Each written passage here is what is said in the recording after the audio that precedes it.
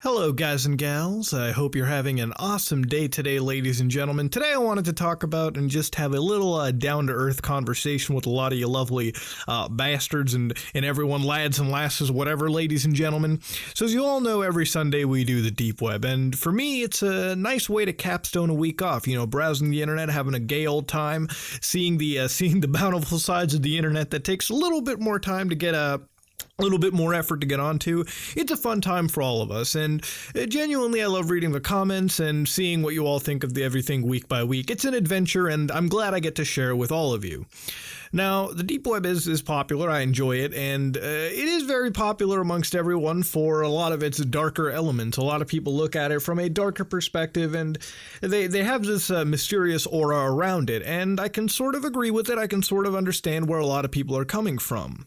Now, throughout the deep web series, ladies and gentlemen, I've seen a lot of fucked up shit myself, and we've seen it together. We've seen a lot of places where illegal content can be traded. We've seen a lot of places where dank stuff can be bought, and websites all in between. To this day, one of my favorite moments on the deep web was when I found a alien drug dealer story about somebody selling fucking mushrooms intergalactically. That has always been the highlight of my dank web browsing era, ladies and gentlemen. I will always remember that moment. I don't exactly remember the episode name, so if somebody could actually link out the episode for me in the comment section below, that would be fucking appreciated. Thank you. But that's always been one of my big highlights, amongst many others. I think even last week was a pretty intensive episode. It was a very random one, but very good nonetheless. But one of the biggest topics that I've always been seeing on the deep web, and everything that I've been asked every week since I've ever uploaded the very first video, is if I go to said site, will I get killed? Is there red rooms Muda? Will ISIS track me and cut off my penis? Ladies and gentlemen, while there is a chance ISIS can track you and cut off your penis, simply by visiting ISIS websites in real life, you might get your IP tracked, your location tagged, and your penis or vagina cut off, ladies and gentlemen. That is a possibility in any way, anybody is fucking, it is a possible situation in any way, shape, or form. Okay, you could fucking be churning butter all you want all day, every day, logged off away from the internet, and you could still get your penis cut off by ISIS or some other bullshit. North Korea could still drop a nuke on your fucking house. It doesn't really matter if you're browsing the dank web. I just have to make that an abundant fact. But I've been noticing a lot of channels on YouTube ever since I've sort of covered this topic, ever since I uploaded the first video, who are still here to this day uploading sensationalist videos regarding the deep web subject in of itself. Now, I won't exactly mention anybody by name. I think a lot of you know exactly who I'm talking about. If this is the subject you sort of get into, I think a lot of channels know who they are if they ever come across this video and hear these words. I think you all fucking know who I'm talking about, and I think I know everyone who's there. This isn't necessarily here to cause drama, but rather to diffuse a lot of the people who keep asking me this question every week. Will I get killed browsing the part of the internet that is a little too dank for regular viewing? Now, one of the main topics that I keep on getting asked every week, even though I've disproven it almost any time that I've come across it, is the idea of a red room. Ladies and gentlemen, I've seen a lot of channels who cover creepypastas talk about this, and while that's okay because creepypastas usually are fake and false and all that, I've also seen channels equivalently state that red rooms are something that totally exist. Now, while red rooms are a possible entity, possible in the sense that you can always stream somebody fucking dying and showcase it to a lot of people. For example, as far as I know, Facebook has had fucking snuff on it. Facebook has had people being tortured live streamed from its platform. That's completely clear web related.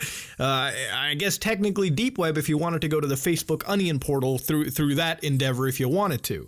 But point is, that is a possibility that exists. But a lot of the red rooms that I've ever showcased on the deep web, which are ones that you can easily access, are completely falsified.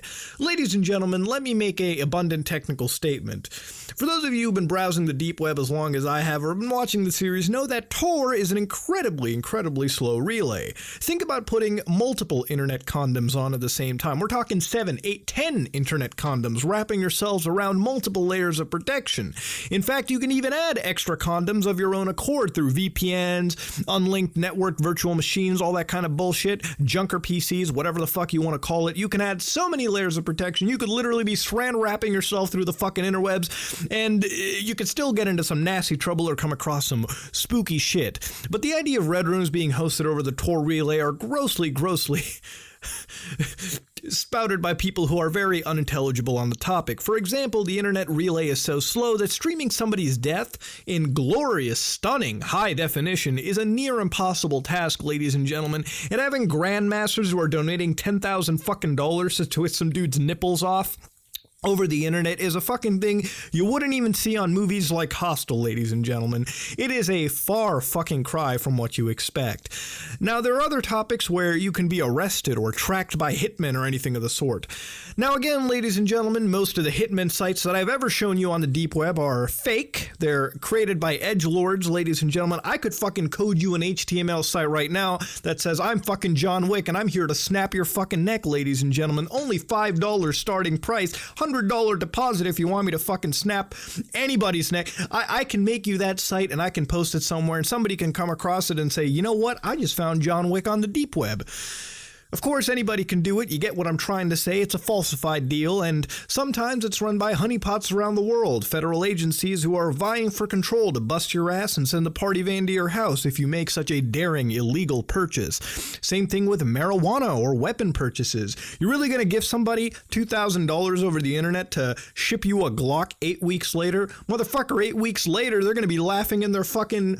They're going to be laughing all day knowing that you gave them $2,000 for a false Narnia-esque Glock. It doesn't exactly work that way. If I sound a little bit triggered, it's because I am. Every week I've been receiving a lot of these messages that sort of claim that they've come across a real website or somebody on the internet through YouTube or, I don't know, Daily Motion or fucking Mixer or, Yoku or whatever the fuck, has told them that they could get molested and killed and cut up and thrown in a body bag just by using the Tor relay.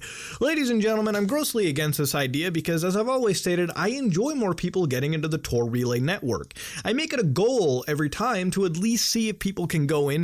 If I can make one person every week download the Tor project relay and access the Tor network or Freenet or whatever other proxy service you want to use, whatever unionized network you want to dig out, then that's a victory for me that week. I hate it when there's a lot of channels out there on YouTube that are basically fear-mongering the idea of accessing the Tor relay and at least making it sound like you can get killed or thrown in a fucking ditch for accessing the part of the internet that we all really do wish you could access.